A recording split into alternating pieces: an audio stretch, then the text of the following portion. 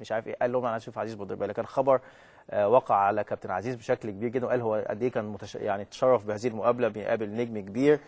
وخلينا نسمع من النجم الكبير الكابتن احمد السقا بقى، مش الفنان. مساء الخير يا فنان. السلام عليكم، ازيك يا حازم؟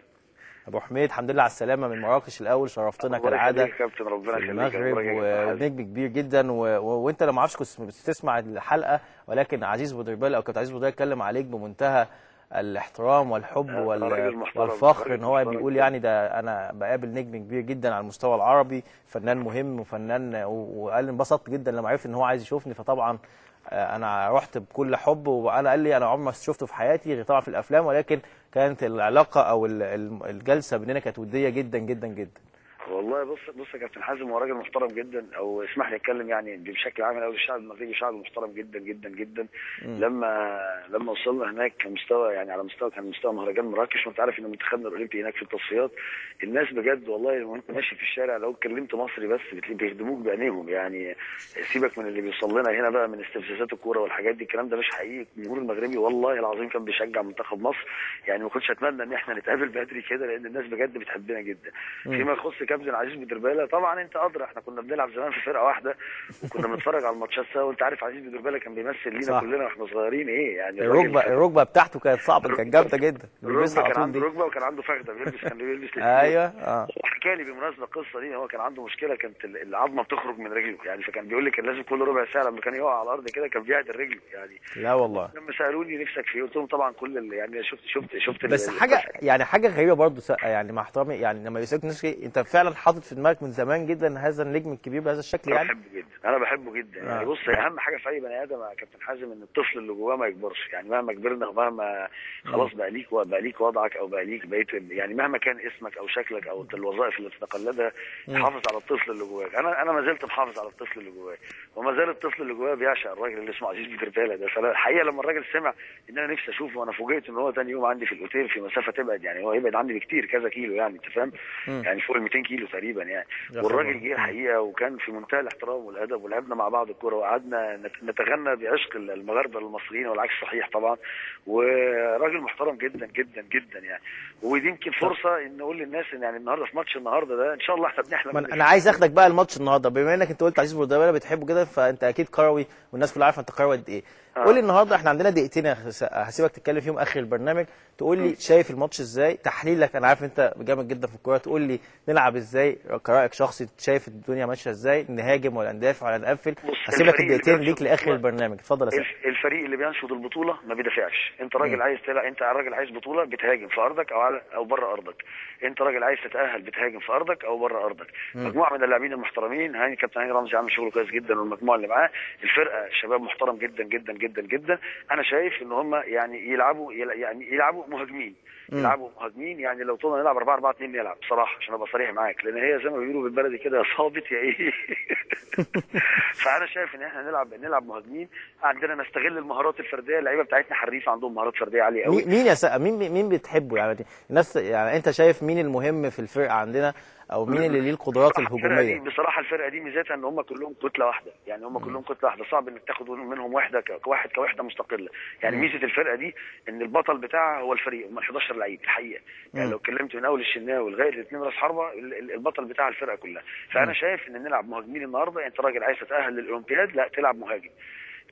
وطبعا التوفيق سواء لمصر او للمغرب، احنا شعب عربي واحد، والواحد انا اتمنى التوفيق طبعا لفرقه بلدي، ولكن لو المغرب فازت هبقى سعيد برضه، مش هتضايق. الناس بتحبنا وشايليننا على راسهم، يعني مش حاجه هتحبطني او حاجه هتعمل المآسي اللي بنسمع عنها اللي الكوره بتسببها دي. ويمكن الاعلام، يعني انا بحترم المره دي بجد الاعلام المره دي موضح الصوره لجمهور الكوره، ما فيش بعيدا عن التعصب وبعيدا عن الكلام ده. الشعب هناك محترم جدا، شعبنا طبعا ناس شعب محترم جدا، وزي ما بيقولوا من هم اجدع ناس. نطلع مباراه كويسه، نطلع بفريق كويس، يؤهل يبقى عندك فريق قومي اول كويس. يلعبوا مهاجمين. انا رايي ان الفرقه تلعب مهاجمه. طب انت ايه رايك في عقده المغرب؟ يعني احنا دايما عمرنا ما كسبنا المغرب، يعني يمكن ماتش او كوره كابتن طاهر وزيد هو الهدف الوحيد اللي افتكره كسبنا فيه المغرب. شايف هتستمر او ممكن النهارده تفك يعني؟ هي ممكن تفك لو العامل النفسي ما لو العامل النفسي ما يعني لو ما قلناش كلمه عقده، العقده دي يعني كلمه عقده دي لو ما ذكرناهاش يعني هي العامل النفسي يعني، لكن لما تنزل اللعيبه وهم في دماغهم ان يعني ان في عقده عقده عقده عقده، انت خلاص اهدرت 50% من طاقته، انت اوريدي وترته، هتخليه يتقهقر ورا، هتخلي اللعيبه تجيب ورا، هتخلي اللي بيلعب مع واحد مان هيتوه منه. يعني اقصد ايه، لا الفرقه نازله تكسب وخلاص، والتوفيق من عدم وده بتاع ربنا سبحانه وتعالى.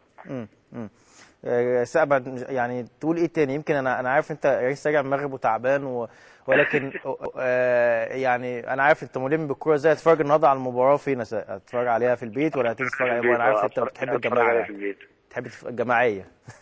هتتفرج عليها في البيت. طب توقعاتك النهارده للمباراه ايه؟ يعني متوقع ايه النهارده في الماتش؟ ناخد تحليلك كمحلل عشان بكره نشوف تحليلك عامل ازاي في الحلقه. توقعات المباراه هيشوفها شيء من التوتر اللطيف، مش التوتر اللي بالك فيه ده، هي شيء من التوتر اللطيف. هيبقى حلو التوتر اللطيف. هيبقى توتر لطيف لان خلاص يعني اظن الناس كلها سمعت، يمكن انت المداخله اللي انت كانت قبل تليفوني على طول، يعني الناس هي الجهاز الفني بيقول لك الناس شايلانه على راسها هناك ازاي، فهيبقى التوتر لطيف. نرجو ما يبقاش في استعجال، الكره اللي تجري يعني يا ريت نجري الكره، لان لعيبه المغرب الفتنس عندهم عالي قوي قوي قوي. فاعتقد ان الكره اللي تجري احسن، يعني نمشي الكره مش احنا اللي نجري بالكره. الكره تروح يعني لمسه ولعبه، لو لمسه ولعبه هتقدر تفك التكتلات. المصطلحات بتاعتك كلها كرويه بحته يعني بجد والله لسه فاكر الكلام ده كله. انت مارست الكوره كام سنه؟ 5 او لازم لعبنا مع بعض. انا قعدت العب من وانا عندي 12 سنه لغايه سن 22 سنه، يعني كنت بمثل وبلعب درجه ثانيه في الصيد لو تفتكر. طب يعني انت وانت بتلعب مين اللي كنت بتميل تحس ان انت نفسك كنت زيه وانت بتلعب؟ يعني دايما واحنا صغيرين كان دول كل واحد لينا ليه. انا كنت بحب حسام حسن جدا. انت حتى نفس الريتم بتاعه سريع وبتخش ما بتهمدش يعني في الملعب حتى لغايه دلوقتي. انا ستايل لعبي كان زي حسام شويه لحد كبير يعني. حتى كانوا بيقولوا عليا لو تفتكر ايام. وكنت على فكره انت بتحب جدا الدبل كيك والحاجات الطايره دي. هو برضه بيحب الحاجات دي قوي. الدبل كيك والباك وورد، واحب اللعب اللي على الطاير، واحب كل الكلام، واحب التلاحم، واحب الاسبرنتات. وبعدين انت ناسي حازم، انت كنت بتلعب تحتيه انا ومين؟ انا وتامر نحاس وانا احمد نجيب تقريبا لو تفتكر. بس كانت سروهاتك سم زي ما بيقولوا. انت كنت بتصيطنا. لا فشر، لا ده انت كابتن مصر كلها، ربنا يحميك يا رب حازم. النهارده نتمنى التوفيق يا رب للمنتخبين ان شاء الله، وان كنت اتمنى التاهل يا رب للمنتخب ان شاء الله. وان لم يحالفنا التوفيق فيعني هيبقى مبروك للفريق الاخر.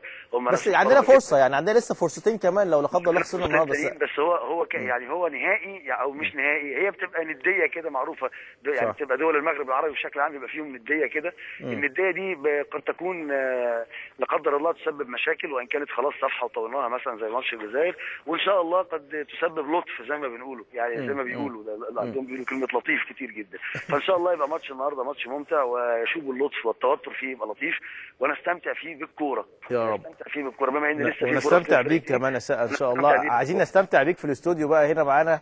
شوف انت لما تبقى فاضي امتى كده ان شاء الله نظبط يوم تيجي تقعد معانا نتكلم في كرة القدم في اشياء اخرى. انت راجل قيمة في الوطن ككل، في مصر يعني، مش بس كفنان ولكن قيمة كبيرة جدا، انسان متكلم بشكل لبق جدا، الناس تحب تسمع ارائك في كل حاجة مش بس في الفن، في الرياضة بشكل كبير. يا ريت معانا على التليفون ولا لسه ولا قطع معايا؟ فيشوف كده ان شاء الله ان الاسبوع المقبل او بعد المقبل لما تكون فاضي تيجي معانا ونطلع بحاجة جديدة، نعمل حاجة جديدة مع فنان مهم. يا ريت تبقى معانا في ماتش كوره تطلع وتحلل معانا. انت راجل لعبت كوره ولعبت فتره كبيره جدا، والناس هتتقبل منك. شوف وجه اخر من المحللين يعني. تحت امرك طبعا حازم، وده شيء يشرفني، وان شاء الله بكل التوفيق ليك يا رب ولاسره البرنامج والمنتخب مصر النهارده ان شاء الله. ربنا يبارك لك كابتن احمد السقا، بشكرك، او الفنان طبعا الكبير الفنان احمد السقا، بشكرك شكرا جزيلا، واطلنا عليك انا عارف، ولكن هو اخ عزيز، نجم كبير جدا، وشرفنا في المغرب في مراكش، راجل طبعا ليه نجوميه كبيره جدا جدا، وكان لقاء جميل. هنحاول نجيبه لكم ان شاء الله بكره. معانا اللقاء ده كان بين بودربالة ولعبوا مع بعض كوره، هو فنان احمد السقا. لقاء مهم جدا ان شاء الله يبقى معانا. كابتن احمد السقا هيجي لي ان شاء الله معايا هنا، وممكن نطلع نتكلم عن مباراه مهمه جدا. الناس برضو عايزين نطلع طبعا اللعب والكوره ليهم بيحللوا كل حاجه، لكن ممكن نطلع في مره فنان كروي رياضي يطلع يتكلم معانا في الكوره، نشوف وجهه نظر اخرى غير اللاعبين. الناس برضو يعني بتشوفنا كل اسبوع احنا اللي بنحلل، نشوف وجهه نظر اخرى برضو يبقى حاجه جميله، خصوصا هو لاعب رياضي وهو انسان رياضي. حتى بنعرف ان هو طبعا على طول خيل وعلى طول كوره، فدايما حاله زي حالنا كده، حال رياضي على طول. اخر حاجات معايا يمكن